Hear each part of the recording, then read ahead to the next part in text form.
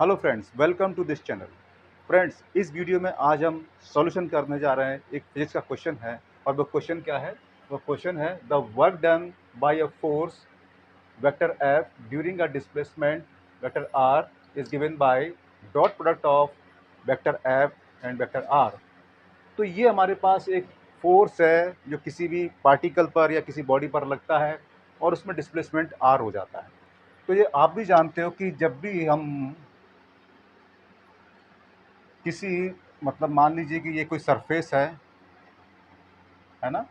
और उस सरफेस पर अगर कोई बॉडी रखी, उस तरीके से कोई ब्लॉक रखा हो या कुछ भी रखा हो, कोई पार्टिकल हो, उस पर अगर हम फोर्स लगाते हैं तो फोर्स मान लीजिए किसी भी डायरेक्शन में लगाएं और डिस्प्लेसमेंट किसी डायरेक्शन में, तो जो भी है तो फोर्स और डिस्प्लेसमेंट की ये मतलब मान लीजिए कि ये डिस्प्लेसमेंट इधर हो जाता है ना, ये मान लीजिए। तो ये बॉडी यहाँ से यहाँ जाती है तो डिस्प्लेसमेंट इसके अंदर जो होता है वो ये हमारा वेक्टर आ रहा है, ठीक है। ये डिस्प्लेसमेंट यहाँ से यहाँ तक हो जाता है और ये एंगल है। तो ये फोर्स इस ब्लॉक पर जो वर्क करेगा वो वर्क क्या रहेगा आपका कि dot product of vector F and vector R, ये रहेगा। और वही वाली बात वहाँ पर बोली गई है, इससे ज़्यादा कुछ भी नहीं है। अब देखिए आगे क्या है कि suppose a force 12 Newton acts on a particle in vertically upward direction. तो ये तो थ्योरी वाली बात हो गई।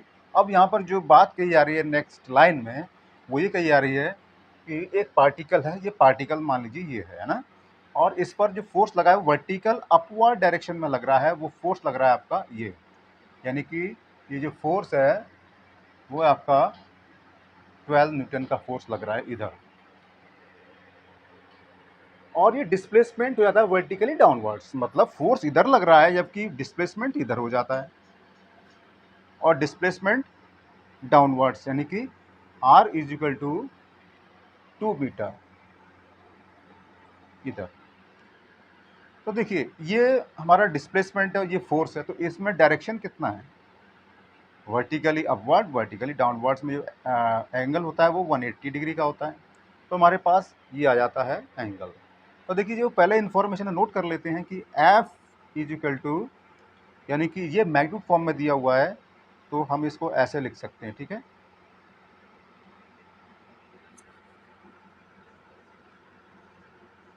ये तो 12 न्यूटन, ये हमारे पास वेक्टर आर है, तो इसका भी हम मैग्नीट्यूड फॉर्म में लिख देते हैं 2.0 मीटर। एंगल कितना है? Theta is equal to 180 degree. हमें निकालना है वर्क। तो देखिए वर्क क्या रहेगा आपके पास, फॉर्मूला ये लगेगा, ठीक है। तो work is equal to dot product of vector F and vector R. तो एफ की वैल्यू कितनी है? 12, ये कितना है? 2, और एंगल है आपका 180 डिग्री, तो ये हो जाएगा आपका 24 इंटू -1, यानी कि -24 न्यूटन, सॉरी जूल, है ना। वर्क का यूनिट क्या होता है? जूल होता है। तो ये हमारे पास वर्क आ गया, मतलब यही हमारा आंसर है। मतलब क्या है इस बात का कि ये जो फोर्स है इस पार्टिकल पर जो वर्क करेगा वो -24 जूल होगा, ठीक है। रीजन क्या है इस बात का? क्योंकि जिधर डायरेक्शन में फोर्स लगता है उधर डायरेक्शन में अगर डिस्प्लेसमेंट होता है तो वर्क हमारा पॉजिटिव, और उसके जस्ट अपोजिट होता है तो वर्क हमारा नेगेटिव होता है। सो आई होप कि आपको क्वेश्चन समझ में आया होगा।